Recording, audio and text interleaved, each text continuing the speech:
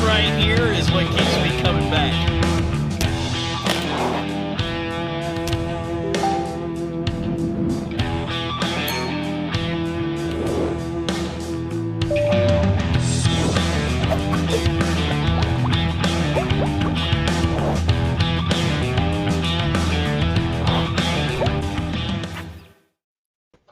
All right. What is going on, everybody? Welcome back to another Serious Angler podcast, episode number 152. Andy, you look just as whooped as I am. Yeah, it's been a long day. I think we'd be asleep right now, but I think what's keeping us going right now is because our guest today, it's going to be a pretty fun episode. Agreed.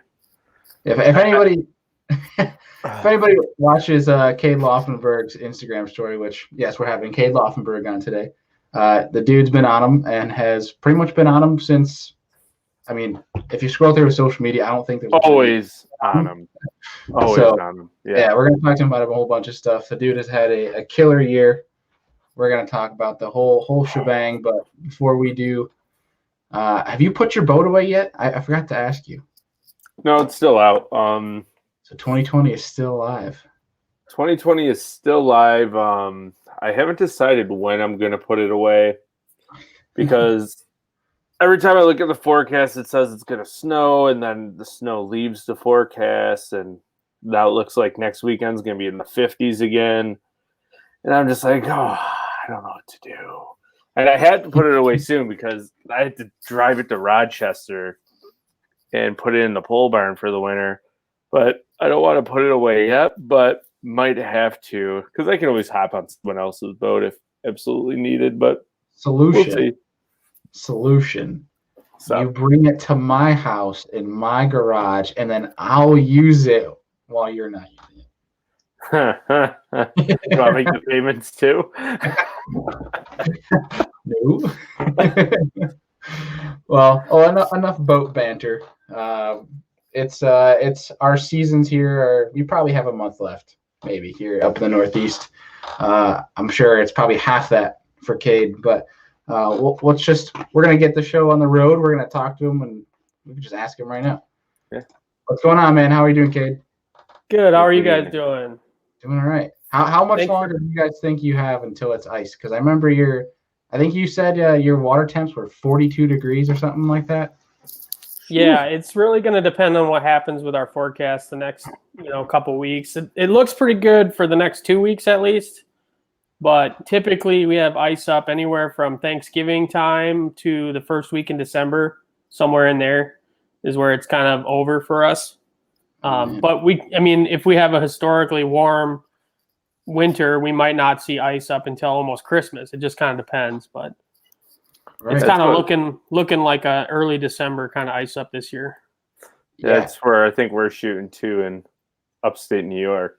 So like Lake Erie right now is still 53 degrees, which is really warm. Usually right now it's sitting at like 46, 47. So we're a little behind. Yeah, I'd kill for 53-degree water right now. I tell you what.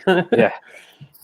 Some of our bigger Finger Lakes are in the 50s still, but a couple of the smaller lakes around here in New York have hit the 40s as well. So we're not too far behind you guys, but it's we didn't have ice last year until, probably Andy, mid-January. It was a very short winter. Yeah, we had a really weird winter. Like some lakes got ice early, like middle of December, and then it got warm again, so they all thawed. And but nobody had their boats out, obviously, except for like a few people. And then, we got ice for like January, February, then March. Everything was pretty much thawing. Yeah, it was very short, but this year, it's much colder this fall than last. So I mean, who knows though? Because we, like Andy said too, is like. We keep seeing these 30-degree nights, 20-degree nights, and maybe high 30s max throughout the day, and then the weekends or like a 3-day spread, it's like 60s, 70. Yeah, it's weird, very weird. But enough about that. But dude, before we get into the podcast, like deep into the podcast tonight, talk to us a little bit about what that first bass catch was like. Who got you into bass fishing? We want to hear the whole story. So I guess I'd say my dad, really got me into fishing to start out. We had this boat, we called it the Booger. It was just this like 1970 something fiberglass runabout, and it was literally like just this ugly yellow orange colored boat with an old Mercury on it. And we would go out to the river and like go tubing and go to the beach and all that kind of stuff. There's a beach here on Pool 8 of the Mississippi called Crater Island. A lot of locals know about it.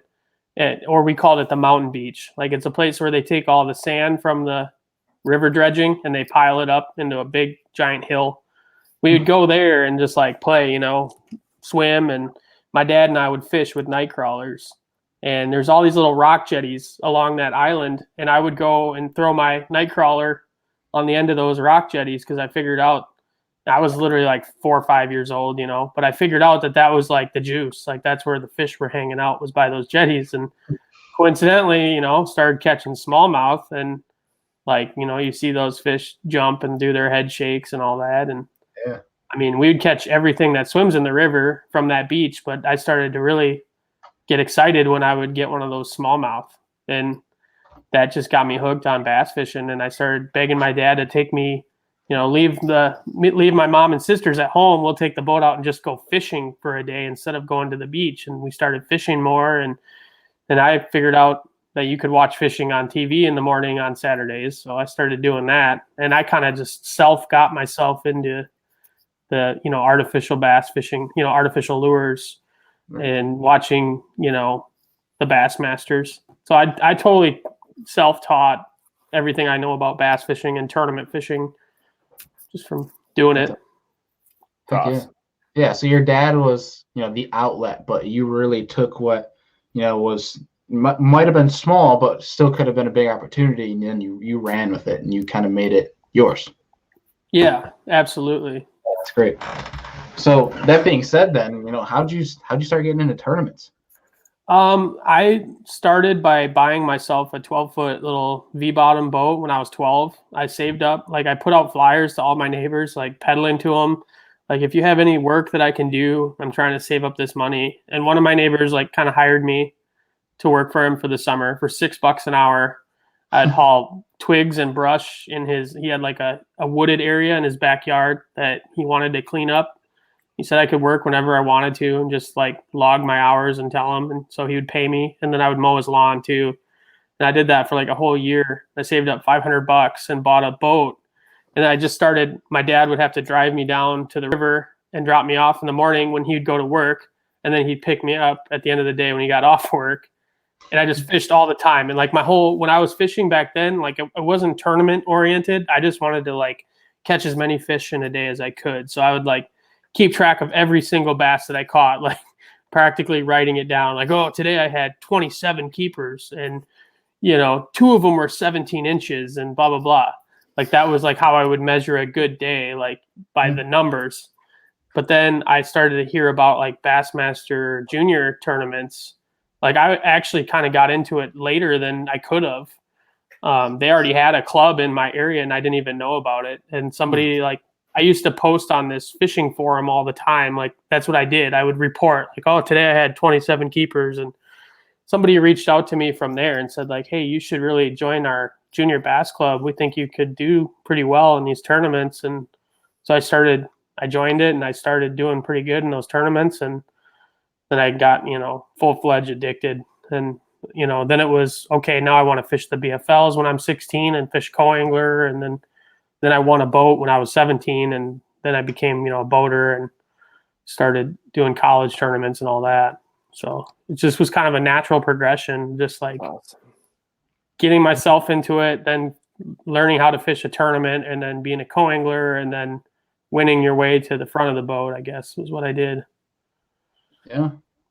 Talk about taking the ladder to the top. Like you're still in the process, but like talk about taking step by step and crushing it at at each stop, dude. But we saw that you had a recent victory at the BFL regional, which congratulations on that. We could tell by not only your posts, but there was a lot of posts for you. And a lot of congratulations towards you and the support you had. So it's obviously you have the respect of many. But congratulations on that. That obviously, that meant a lot to you. So with that win, though, what are your next steps? Well, and thank you for that, by the way. But after winning that tournament, it was kind of weird. Like I willed the whole thing to happen. Like I saw it come out on the schedule last year, and I was like, "This is gonna happen. I'm gonna do this. I'm gonna freaking go to Illinois and make my way to this regional, and I'm gonna win that regional, and I'm gonna take the next step." And it happened. And now I kind of hemmed and hawed over like what I was gonna do if I won the tournament. Like, am I gonna keep the boat and try to run with it, or am I gonna sell it and use the money to like advance myself? And all along I kind of pretended like I was going to sell the boat, but I kind of deep down knew that if I won it, I was probably going to keep the boat. So that's what I did. Because now I have a boat that I know is like, it's under warranty, it's legit, it's awesome. It's for a 19.5-foot boat, it's absolute performance machine. And now I know that I'm going to be able to trust my gear at all times. And I think so financially, I'm not really any better off, but as far as what that's going to do for my confidence level and being able to compete at the highest possible level I can, it's going to be huge. And so with that said, like I haven't seen, obviously no one has seen a Bassmaster Open schedule yet. So there's still like a slight chance that maybe I would consider doing the Opens next year if it was like a really awesome schedule that worked well for me. But my main focus is going to be trying to fish that All-American as best as I can. And typically when I win tournaments, like really big championship type tournaments, it's because I spent an entire season thinking about that tournament and doing every decision I make. Like when I wake up in the morning and what I do each day is like in some way relating to that tournament. That's how I went about this regional. And I like basically willed it to happen. And I'm going to try to have that mindset about the All-American. I'm going to try to will it to happen. And to do that, you have to kind of focus on that. So I'm not going to probably do a whole lot of crazy stuff next year.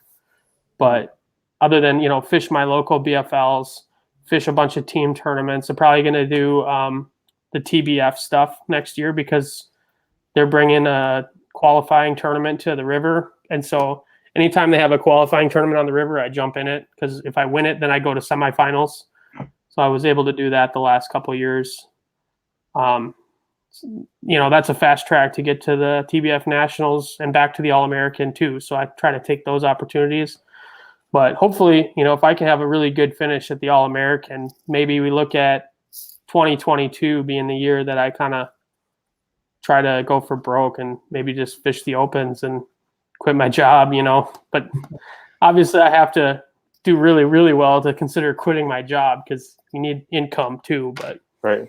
Yeah, I look at somebody like Pat Schlopper who just won the TBA or the Bass Federation Championship yesterday. And that's like inspirational to me. Like he just quit his job and went for it this year and like just absolutely dominated. And now he's going to be on the Elite Series. And I have no doubt he's probably going to win at least one tournament next year. I mean, yeah, he blasted him day 3. Yeah, 22 or 23 pounds or something like that. Yeah. I think he had all smallies too. Mm-hmm. So he has got some giant smallies. He has displayed an absolutely vulgar display of dominance in the North Country up here in Wisconsin. Like he basically, if he doesn't win the tournament that he enters, it doesn't matter what tournament he enters. It could be a 150 boat like state tournament or whatever. If he doesn't win it, he takes second. Like I don't think he's finished outside of like second place in 5 years. Like it's just ridiculous what he does up here. So I have no doubt he's going to do really well. And that's what I look for in inspiration, I guess, is you see guys like that just finally make that decision to go for it and it works out. And that's what hopefully I can do in the next couple of years if I can just have a little more success. Yeah. So if you were to have a dream lineup of Central Opens, because I'm assuming you would fish Centrals as opposed to Easterns, where would those tournaments have to end up for you to make you fishing in 2021? I don't even know. Like I haven't even thought about it too much. Like I just almost would have to see it and be like, I feel like I could catch them at those events. But Mississippi. Like I guess, yeah, honestly, like that is, I don't want to say it, but I have to say it. Like, yeah, if they put one on the river, that's a big factor. And that's why I fished them all last year. And I feel like in the next few years, they are going to put another one on the river just because, both Bass and MLF, FLW, whatever it is, they love coming here. And so I have no doubt they're going to bring another AAA level event here. And when they do, I'm going to definitely be a part of that. But I feel like if they had some tournaments in the Ozarks, and maybe like, I guess if I saw a schedule come out that had Mississippi River, I don't even care if it's Pool 8, it could be somewhere further down the river, whatever, just the Mississippi River in general. And then like an Ozark Lake, and then maybe like an Arkansas River Lake or Arkansas River, and then maybe something in like Texas or Oklahoma, like Grand Lake, or if it was those 4 areas, like Lake of the Ozarks, Mississippi River, Arkansas River, and Grand Lake, like that would be sweet. I would probably do it then for sure. I know I would do it, obviously, if it had the Mississippi, but. Right. So that being said then, is it safe to say, your career goal where you want to make it to is you want to be on the Elite Series competing for a win or competing for a classic? I mean, for sure that the Elite Series would be the ultimate goal, but I mean, I always tell people that I'm not super picky. I really dislike, and I'm hesitant to say this publicly, but I don't like what has really happened on the other side. Like all of the changes that have been made with FLW kind of going away and stuff. Right. It bothers me a lot, but at the same time, like if I had the opportunity to still fish the FLW tour or the Big 5, whatever they're calling it now, I would jump at it just to be able to fish at that level. I mean, either way, whether you're on the Elite Series or you're on the Big 5 thing or the NPFL, either way, you're fishing for $100,000. And that's the way I look at it. I'm looking at the money. Right. I want to fish for $100,000 paydays. Right. 100%. I mean, no one wants to go and it's tough to take that tour and then compete for 10 grand. I mean, it's yes, at the end of the day, we're all fishermen and we're here for the passion of it, but to make a living out of it, you need to, quote unquote, show me the money, right? I mean, you need to have the big payouts. Those are what the guys want to go compete for. Yes, they love the sport, but these guys also love to win money. So yeah, I totally understand that one. 100%. Part of it too is a progression of like, you got to be ready. There's certain anglers that when they qualify for the Elite Series, they're ready. Like Pat Schlapper is going to be ready. He is going to start getting checks right out of the gate. But there's other guys that aren't quite there yet. And maybe you make the Elite Series on your first try, but then you're not really ready for that level of competition. And then after 2 years, you're on the outside looking in again, And when that happens to a guy, it's a big setback because once you reach the top level, there's nowhere else to go but down unless you're one of those guys that can really hit that breakthrough. So when you take that fall off the top of the ladder, it's got to be pretty painful, especially, to your ego and stuff. It's like, some guys have taken it really well and gotten right back on the horse and, get back to the opens and start being successful again. But other guys, there's some names out there that don't even fish tournaments anymore, that don't fish professionally or barely even fish tournaments at all. And so to me, it's like, I'm not rushing the process. I'm not in a hurry to go and fish the classic and fish the elites. I feel like I still have a lot to learn, like, especially down south fishing, that's going to be my big Achilles heel. And hopefully I'm getting some good electronics on this boat. And I obviously going down to Douglas Lake for the All-American. So it'll be, regardless of how I do in that tournament, I'm excited to have some serious time on a lake in the south, like during that ledge period, because that's when I'm most like unsure of myself. Right. Like for me to win that tournament, I'm going to have to catch them doing something I've never been successful at. So it's kind of daunting, but also exciting to me. Right. I feel like as anglers, we have to be open to accepting new challenges, such as like ledge fishing. Once you can get out of your comfort zone and almost become comfortable with it, the more dangerous you become. So I really wish you the best of luck at Douglas. That's going to be huge test for you. 100%. Yeah, I appreciate that. Yeah, I mean, anybody can watch the shows and look at how it goes down in the past, but when it comes to actually going out there and putting a plan into play and doing it yourself, it's like a whole different world out there. Yeah. Oh, 100%. And I think that alone, say, like a ledge fishery, is the biggest weakness for a northern angler, because we really don't, like, whether it's Northeast or Midwest, we don't really have a specific ledge fishery. There's no way to actually practice it.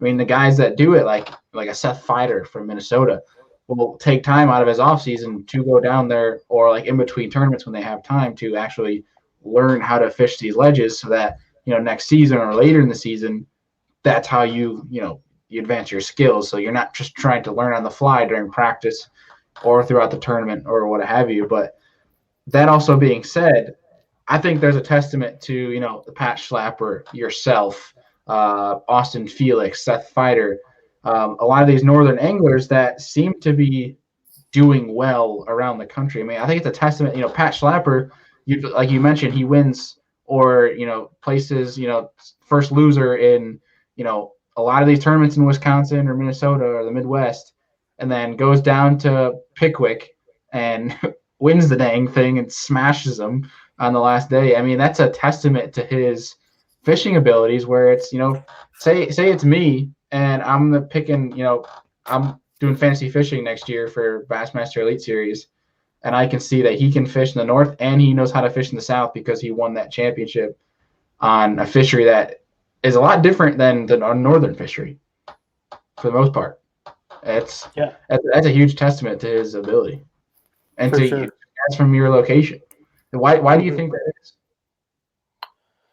Man, I don't know. Some guys, I think, just have a fishy knack. I think the guy just knows how to sniff out fish in all different situations is part of it. But, man, I don't know. I can't really put my finger on it, I guess. But it seems like guys that have a lot of experience fishing rivers tend to do well at times, like when they can use those strengths.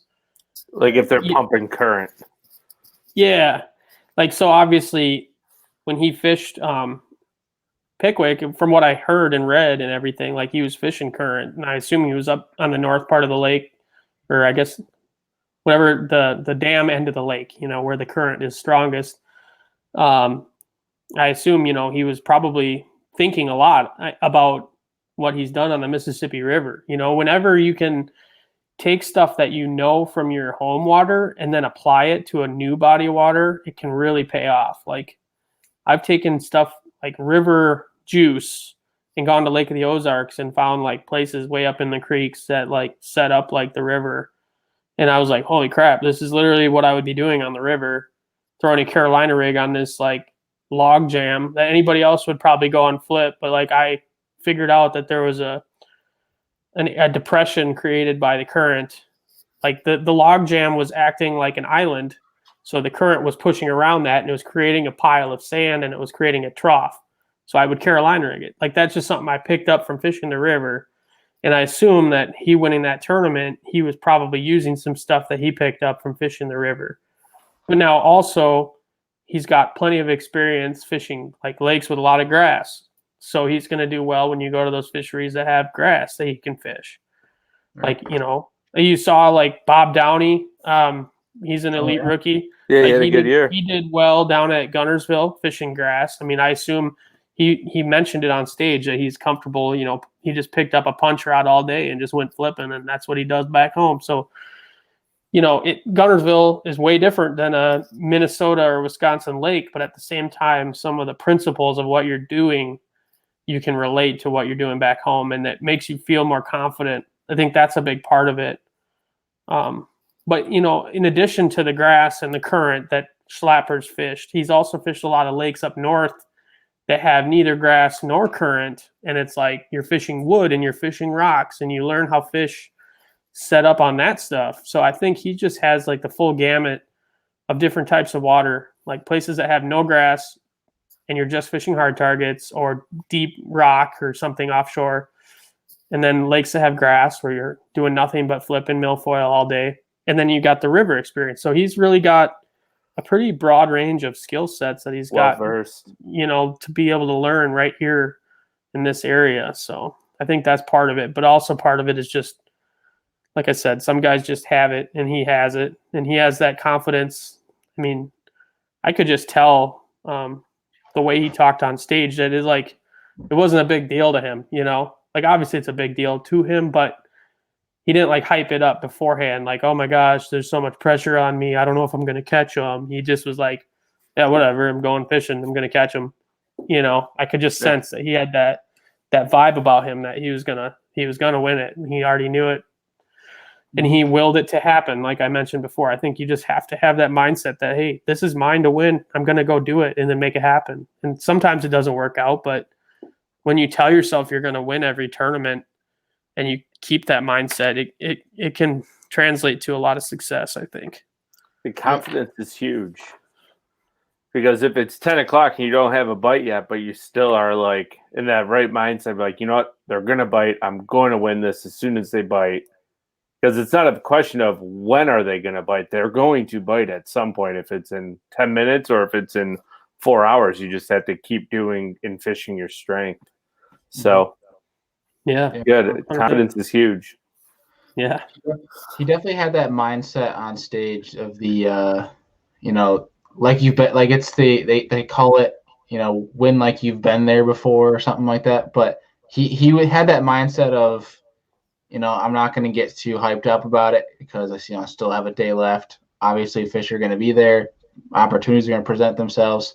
We're just going to go fishing. And I think that's a good mindset because obviously, like we just spoke about, mindset is everything.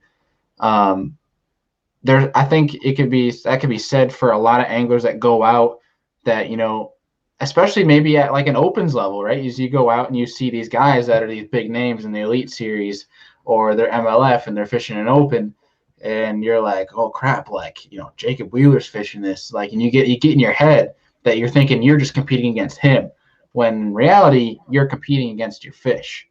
Obviously there's certain circumstances where, in a certain area you might be competing with someone else for an area, but at the end of the day, you're competing against the fish. It's just you trying to figure out the fish. And if you can get past that and just focus on it's just you finding the fish, trying to find your winning fish, and like you just mentioned, having the mentality of I'm going to win this thing, that goes a long way. I think a lot of people get in their head too much they worry too much about what everyone else is doing. Yep.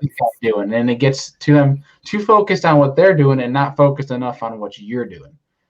I don't know. Maybe that's just me. Have you seen that, Cade? Absolutely. It's something I've talked about with some of my friends and stuff for years too. I mean, every time you switch, go up a level in the sport, there's kind of a period that you go through where you're kind of like what you're saying, where, oh, Jacob Wheeler's here. What am I going to do? I mean, I experienced that the first club tournament I fished when I was 14 years old. Like, you're eyeing up the competition. Like, I don't know these guys. Are they good? Like, are they going to kick my butt? Like, I don't know. And then, you scratch and claw a little bit. You get a little success. Maybe you don't win the first time, but like, maybe you finish third and you're like, hey, I could do this. I only lost by a couple ounces. Maybe next time I'll get these guys. And then, when you finally do get those guys, it's like an affirmation to yourself that, yeah, I can do this. And I experienced it at the BFL level. Like, you can go and look at my profile on FLW Fishing. You'll see like there's like 4 years after I won my boat when I was a co-angler, fished the Strength Series in 2009. I fished. I was gonna fish a full season of the Bassmaster Weekend Series and then fish a full season of the BFLs the same year. I was gonna have like a big schedule. I had a huge head because I just won this tournament and I thought I was the next KVD. So I thought I was going to go out and just dominate those BFLs. And I wasn't ready mentally, like, to fish a 150 boat tournament. Like, I had all these spots that were loaded with fish and I thought I was just dialed, but then I get to them and there's boats everywhere. And like, I start to panic, because I've never experienced that kind of deal, the mental aspect. And so if you look at my first 4 years, I never even completed a season. I dropped out because I was like dropping 2 fish on the scales or even zeroing a couple times. And then finally after years of fishing and working my way up, I started to get more comfortable with the surroundings and, being able to realize that it is just you against the fish, and not hyping up your competition too much. And I had the same thing when I switched to the Bassmaster Opens last year. The first 2 tournaments I bombed. And it was both in the South, and it is the same thing. Like, I was in my head a little bit. Like, it was intimidating going out on Toledo Bend Reservoir. Like, this place is just full of big bass, but it was tough at the time. And like, the only places where they were biting, there's like literally 100 boats in one creek, and half of them are Elite Series pros or like guys that have been fishing the Opens forever. So yeah, you're telling yourself like, okay, this is a 218 boat field, and how am I supposed to be the guy that does good at this tournament? You know what I mean? And that's where your problem is when you're saying that to yourself. And right. After fishing the full season of the Opens, by the last event on Grand Lake, I was going out that day saying, I am going to be one of those guys that's bringing in a good bag at this tournament. And it happened for me at Grand Lake, but it took me the full season to get over that, so to each person that's working up the ladder, you have to realize that there's going to be a period where you're going to have to find your place and kind of get that posture about you that take your lumps. Yeah, you have to take your lumps a little bit. It's part of it for sure. Like, I don't know anybody that's gotten good at fishing that didn't take their lumps. And if there's anybody out there that comes out swinging and just starts winning everything all the time, it's just a matter of time before their lumps are coming. I'm telling you, they're gonna bomb one day, and then that might be, sometimes that can be a really fatal blow to somebody when they get their ego hurt. Right. So you need to experience failure because you're going to fail a lot. At fishing, you almost have to go into each tournament without an ego. You have to be self-confident, but you also have to know that there is that possibility of getting your teeth kicked in. So you almost have to be calm, cool, and collected. Because if you go out there and you're like, oh, I have to catch them, I'm going to catch them, you're probably not going to catch them because your head's all wrong. Mm-hmm. Yeah. Yeah, I think, going back on one thing, how you touched upon, it was like, I came off this win, I'm the next KVD, and you're feeling good, right? And I think there's definitely I shouldn't say a good number, but a decent number of anglers that have had those wins or are feeling good about their fishing abilities, and they might try to take that jump too soon, if that makes sense. Yeah. Now, for someone who thinks they might be in that position, who thinks they're ready, but also thinks that they're not. I mean, I'm trying to figure out how to formulate this question, but I think you understand where I'm trying to come from. Is someone in that position, what kind of advice do you have for them to maybe, should they, how can they evaluate the position they're in to be like, should I keep fishing tournaments to keep, like local tournaments to kind of get my feel for my abilities, or do I think I'm ready to make that jump to a regional, national level tournament stage? Yeah, I think a guy that's in that position where, like, okay, let's say maybe you won a club tournament and now you feel like maybe you won a couple club tournaments, you did okay at the state tournament, and you cashed a check in a BFL. That was your season. You felt like you had a really good year. It was the best year you've had yet. And I've seen guys like that say, next year I'm going to go and fish the Bassmaster Opens as a pro. I'm fishing the Easterns and the Centrals. And you're like, hold up, man. Like, you cashed one check in a BFL and, like, you think that this is going to be the next step for you, Like, I mean, not to step on anybody that's doing that. More power to you if you have the money and you feel like you can do it. But I would certainly caution against making that kind of a jump because you need that repetition at those different levels. Like, because it's a game changer, like learning how to catch fish in a 150 boat field versus a 20 boat field. It's like a night and day difference. You got to be sneaky. You literally have to play chess with your competition, like throughout practice and the tournament. You got to think, okay, this is going to be the winning deal if I had it all to myself, but everybody's going to be figuring this out too. So I got to find something else that's maybe not the best pattern on the lake right now, but it's not going to get beat up. And after 3 days, I'll be successful. You have to think about those like subtle things to be able to be successful against bigger fields and, obviously a better class of anglers.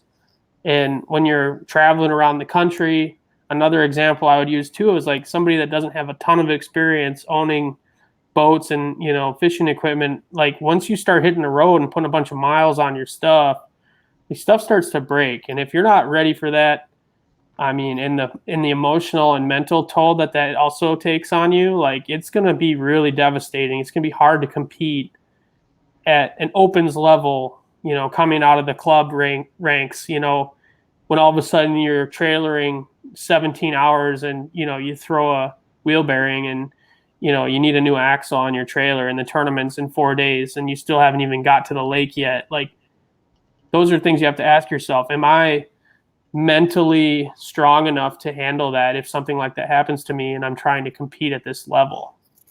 Because those are things that resilient anglers can deal with and still be successful with only 1 day of practice or something like that against a 200 boat open field. But a guy who's only fished 12 tournaments in his life is not going to be able to handle that very well. Right. 100%. So I don't know if that really answers the question that you're saying, but I mean, it's definitely worth noting that, most of the really good anglers spent years working their way up to that ladder. And you can't expect that you're just going to be, I'm going to be that one guy that fishes 10 tournaments and qualifies for the Elite Series. It's right. There's no, it's not likely to happen that way. Right. Yeah. I think there's rare cases where guys can, first try or even skip steps. Like a Jordan Lee can skip from, he doesn't even really have to fish the Opens to get into the Elite Series. He goes right from college to the Elite Series to winning classics to obviously being one of the best in the world right now. And a lot of guys will talk about, make sure you take all the steps. That way you don't miss anything, because if you make that big jump and you're not ready for that big jump, kind of like what you were just touching upon, it can burn you and burn you bad. And if you take that jump too early when you're not prepared enough for it, I mean, you might not get that opportunity to make that jump for another 10, 15 years, if not more, because it might destroy you mentally. It might destroy you financially. It could be a big detriment. 100%. Oh yeah. Yeah. There's a lot of it that goes into it. I mean, tournament fishing is, there's a reason why it's called glorified gambling. I don't think it is glorified. It's gambling. It's like it's gambling with a lot of moving parts. Yeah. A lot of moving parts and a lot of moving parts of variables that are out of your control. Completely out of your control. Yeah, that's true. Yeah, 100%. But so obviously, I know you said you're waiting on the Open schedule, and hopefully that aligns with your likening, the way you want to see it. That way you can pursue that. But Opens aside, I mean, do you have any plans tournament wise or anything for 2021? 2021 for sure. I'm doing all 5 of the Great Lakes Division BFLs. The first one's on April 17th, which is the earliest they've ever had a BFL here. It's pretty crazy, in my opinion, that they're going that early. There could still be ice. If they would have had it this year on April 17th, it would have been bad. I mean, there was, and even last year too was the same way. I mean, there was a lot of ice floating around pretty early, or pretty late, I should say, last year. But it'll be in my wheelhouse for sure. I know where those big smallmouth winter, and so the closer they are to being in wintering mode, the better off I'm going to do, because I know they're staging areas when they come out of the winter holes, and so I'm excited about it. I'd love to pick up where I left off and start the season with a win. But like I said, fishing those 5 BFLs, and then the All-American is in early June. There's also a TBF qualifying tournament sometime in the spring locally. So they have, here in Wisconsin, they have, I think, 4 qualifying tournaments. and you can fish all of them to get points, and then they take the top however many guys go to the semifinal. Or if you win a single event, you go straight to semifinals. So like I said, when they come to the river, I just sign up and do it. And luckily, I've only done it 2 times, but I was able to win both of them. And so I got to fish semifinals with just fishing 1 tournament. So that's a pretty sweet deal to have that option. I mean, obviously, it's not like a given that I'll be able to win that tournament, especially there's some really good river sticks that'll be fishing that tournament. But if I could do that and make it to semifinals, that'll be on Sturgeon Bay in September. So that would be another addition to my schedule. That'd be pretty cool. Yeah. I've always been kind of scared to go back out to the Great Lakes with the equipment that I've had the last few years, because like my boat that I had up until this year was super unreliable. And I didn't have the electronics to be out on that big water. But now with this Phoenix and the way I'm rigging it out, I'll be very confident going back out on the Great Lakes. Heck yeah. That's awesome, dude. Yeah. Otherwise, though, like I said, there's not, I don't have a ton of huge things planned, for next year. I'm just that All-American is going to consume me for the next several months, getting ready for that. Right. Yeah. I mean, it's hard to make long-term plans, especially with, the current state that our country's in. Yeah. It is very difficult to do that. I mean, who knows if there's going to be an expo for the Bassmaster Classic, which could be, if there isn't, there could be. I mean, that's a huge change for industry. I would have to assume that there won't be one, because I mean, there's just no way they're going to be able to start gathering again by then. I mean, that would just be right.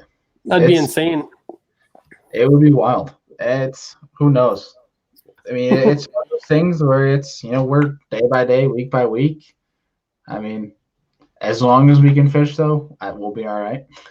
Yeah, I'm just very thankful that we've been able to do what we've been able to do this, after the tournaments kind of started back up again. I mean, it seems like for the most part, most of these tournaments across the country have gone off without a hitch. And I mean, I'm really appreciative that like FLW was able to pull off what they did. I was afraid. I mean, I've been on pins and needles all summer and early fall. Like, for one, afraid that they would cancel the event. Because where I live, we're like one of the worst places in the country for COVID numbers right now. So I was afraid they were going to cancel the event. But for 2, I was afraid that I was going to get the virus and have to sit it out. That was what I was really afraid of. So everybody was making fun of me at work because I was like paranoid and, trying to avoid everybody. But I'm like, dude, I cannot get sick before this tournament. Like, yeah. Fair enough.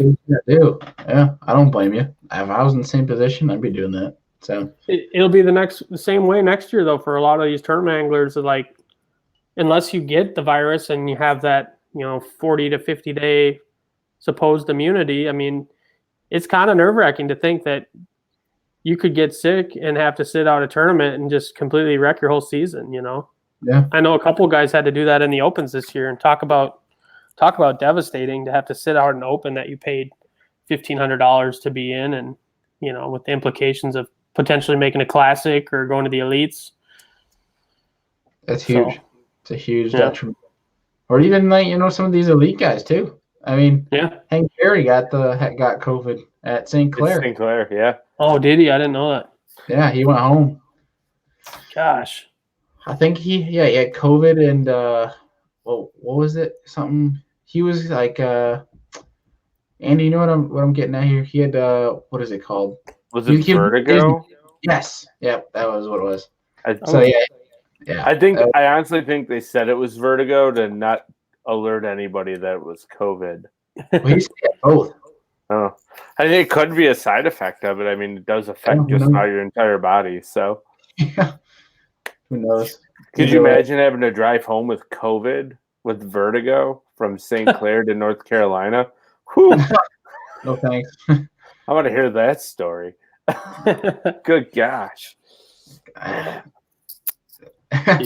One word: painful. Yeah. I'm assuming many stops, and you can't really go in anywhere because you have COVID. So it's a lot of naps in the truck, probably hiding. Yeah, naps and man. Because like stopping for gas and I don't know. I don't know how you do that. You can't just leave your stuff there and fly home. So Right. it's like, Yeah, they ain't gonna let you on a plane. no. It's like, oh my gosh. So, good grief. But Andy, you got anything left here for Cade? Any more No, questions? man, thank you so much. That was a fun chat, and wish you all the future success in 2021. Yeah, So, thank you guys for inviting me. This was awesome. I Yeah. appreciate it, and I like what you guys are doing. I hope it gets really big and successful. yeah, we're working Yeah, on it, and we appreciate it greatly. Yeah. Well, like you said, 152 episodes. I mean, that's a lot of work. Yeah. Yeah, it is a lot of work, but we're not letting you go away just yet. Because Andy, I don't know if you remember, but we have our last question for Cade. Yeah, I know. I know. This is your question, so you Make run me with nervous. I know. So, Cade, everyone to the show, anyone listening or watching knows it's the same spiel we get, but it's one of our favorite questions to ask. At the end of the episode, for someone who's new to the show, we like to ask you a fun question. And that question is, if you could sit down, have a beer, have a steak with 3 different individuals, whether they're present, they're currently alive, or they were alive 400 years ago. Doesn't matter. Doesn't even have to be fishing industry. anyone. If you want to sit Oh down, God. beer, a steak, invite 3 people to pick their brain, who are you going to invite? Well, I think I'd have to say Greg Hackney for sure, because I don't know, he's just hilarious. Like that dude could just probably talk your ear off. Wild man. Yeah. He'd be cool. My favorite Greg Hackney quote is, "Godzilla ain't got nothing on me." I think my favorite quote from Hackney changes all the time. It's like every day he says something that I'm like, wow, that was legit. Like, Yeah. I just watched him on that podcast with Stray Cast the other night. Oh, and he that was just- so funny. He's like, Yeah. I'm not making animal noises. yeah, and then he did anyway. He called Jason Christie a coot. He's like, Yeah. Jason Christie's a coot. I was dying. I was like, No water turkey. Yeah, it was good. I would say Hackney. I'd have a beer and a steak, probably more than one beer and a big steak with Hackney. Steak and potatoes, absolutely.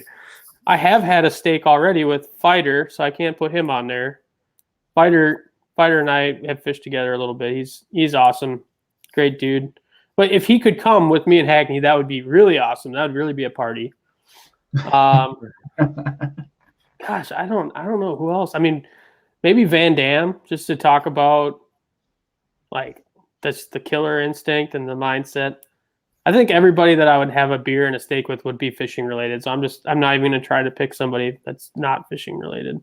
Fair enough. And then probably Rick Klon, I suppose, just to get the mindset of those 2 really, really storied great anglers, and then Hackney that's also on his way to being in that conversation, but also just because he's such a fun guy. Right. Yeah. And I gotta- Klum has wisdom and stories, and obviously, he's been in the industry since the industry started. So Yeah. if there's anybody who knows something about something, it's gonna be Rick Klum. Yeah, and I know those are probably really cliche answers, but that's all I got for you, and I'm sorry. No, it's fine. All right, So I have a quick Van Damme story real fast. A few years ago, they had the Classic Bracket Challenge on the Upper Niagara River, which is 5 minutes from my house. When they say that dude fishes very fast but slow and tedious, he is one of the fastest fishermen I've ever watched, but his boat doesn't really move. Like the average jerkbait guy's like jerk, jerk, pause, jerk, pause. He's just jerk, jerk, jerk. Like insane. Like I think he's making like 10 casts a normal like one person's 3. Like it's That's just cool. crazy how fast that guy fished and just dissected water. He would pull up, make 10 casts in an area, and just leave. It was like, wow, like he was all over the place, but it was fun to watch him fish. And he blasted them. I think he made it to. I actually think he won the championship. for Yeah, he that. did win that. Yeah. So forearm bigger than his calves from that. Yeah. Good gosh. It was crazy too. Like it opened up some eyes to me on that river that I've never fished before, and I'm like, is he really fishing that? And I've tried catching him there. I can't catch him where he was fishing half the time, except for one place. So, and it was one place I already knew about. Well, it seems like a lot of times too, those pro events come through and everybody kind of jumps on that train. Like at least here locally in lacrosse, when a pro tournament happens, the winning area and the top 5 areas just get pounded for weeks afterwards, and I don't know, they're pretty much done after a while, and they never really play again. It's crazy how it happens like that. Right. Oh, especially like TV and everything and live, it just blows everything up. So it's like, all right, well, they blew that area up, so let's go fish our C and D areas, and they usually have fish on them. Yeah, so it's like, perfect. Yeah, exactly. 30 seconds of live where they do they're floating up the lake and they're showing where everybody 3-pounders caught. Yeah, and you see all these guys just hitting pause, pause it, and then they zoom in. They're like, oh, okay, that's where he is. I have probably 30 plus screenshots from live sessions on my phone. Oh yeah, where all the anglers are, just for in case future tournaments come up. It saves me the trouble of going back and watching them. Yeah, because then you can get like the general area, and then you're like, all right, I'll just go graph that, and then you're like, crap, now I know why they're fishing this. Well, not even that too is like you can go back and kind of understand, time of year, what they're doing. You can understand what the fish are doing better, knowing where these guys are, and like, okay, so obviously, this is gonna be a spawning area. I don't know. There's a whole bunch of different information you can kind of take from it, not just the old spot burning, but yeah. But one of my favorites when they do that are the spawning events, because there'll be like just little pocket areas where there'll be like 75 pin markers. I'm like, oh, well, that's easy. Guys are everywhere. But like Santee, Santee Fork, like they're just everywhere. It's like, oh, there's so much to indulge and invest your time into. It's just funny, those spawn events. They'll just be all piled on top of each other. Right. Yeah. Andy, you got anything left for Cade before we let him go? No, man. Yeah, hopefully you can keep fishing here a few more weeks, and we look forward to seeing your new Phoenix, which it's a 19-footer, so is it like the 819, I'm assuming, or the 919? Yeah, it's the 819 Pro. It's pretty sweet. I've had it out a bunch, and I really like it. So, yeah. But I'll be going back to my flat bottom for the next few weeks as it gets colder here, because that's the way to go in the harsh conditions for sure. Right. Well, congratulations again, and we're looking forward to cheering you on throughout the 2021 season. And we just appreciate you coming on, dude. It's been a blast, and you're always welcome on the show. Thanks, guys. I appreciate it, and I look forward to hopefully coming back on in the future. Heck yeah, man. Chat soon. Welcome. Take care. Have a good night, and we'll talk soon. You guys too. Thanks. Later. Thank you. Bye now. Awesome. Talk about a good dude. Great dude. I know. Yeah, I want to go have a steak and a beer with him. Yeah. I would like a steak and beer with about all of our guests. I don't disagree with that. I think we're gonna hear his name for a while. Yeah. I don't think he's going away. I don't think he's one of those guys that's gonna be Showtime for a little while. And then, 5 years you're like, whatever happened to that guy? No, I think this is a guy we're only gonna hear more of him. From my understanding of everything, I think he is doing it the right way, because every year you can progress and grow. So as you make fun of me for largemouth fishing, like this is my whole thing, right? I live on Lake Erie. I deep fish all year. This year, I solely focused on fishing grass, actually fishing out of my comfort zone. And by the end of the year, I was 100% comfortable with it. So next year, I'm already like, since we kind of know what the Fed schedule is going to be, outside of that, I'm going to focus on learning how to grass fish even more. So when I'm ready to make that next step, I can. Just because I'm Lake Erie, I'm blessed to catch giant smallmouth, but I don't get to catch largemouth every day. So that's something I thoroughly enjoy doing. Right. So it's steps, baby steps. I still hate you for that. Got Lake Erie, it's calm, it's perfect, and he goes to go fish for freaking largemouth. I'm a smallmouth guy. What can I say? If you want to move up the ranks, you have to learn how to catch both. I know. I'm just messing with you. But, dude, I don't know about you, but I am absolutely whooped. Go to sleep, and Enjoy yourself. What an outro. Yeah. Dude, I think I'm going to do the same thing. So when you guys listen to this at 7 in the morning, we are whooped on a yes. Saturday night. I mean, Yes. we'll put it out there. It's a Saturday night. It's November the 14th. Next week is going to be our Monday, Wednesday, Friday, which obviously is over by now. Well, yep. Last week was our Monday, Wednesday, Friday live shows. So if you guys have some feedback for that, do let us know. And we hope that's going to be quite the hit for people to come and join and ask questions to our guests. And hopefully I'm home by now after a successful event down at Lake Chickamauga in Tennessee. And hopefully, Andy went out and actually went fishing for, one of the last times in the fall. Took his boat out Yeah, we'll see. I mean, today's what, the 13th, 14th? So by the time on episode 153, you will know how my weekend went. Yes.